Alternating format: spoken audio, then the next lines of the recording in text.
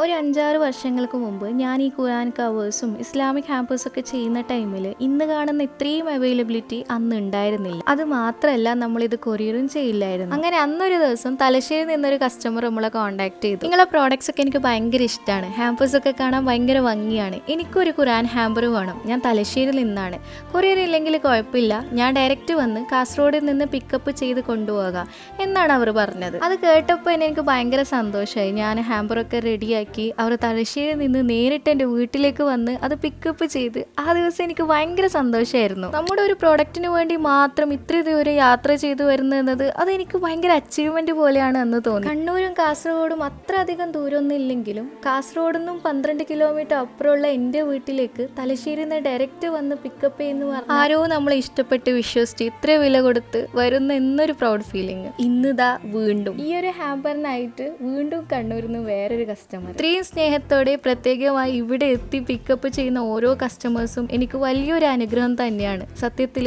ഇതൊരു hamper delivery മാത്രമല്ല, നമ്മളെ ബ്രാൻഡിനോടുള്ള ആ ഒരു വിശ്വാസമാണ്.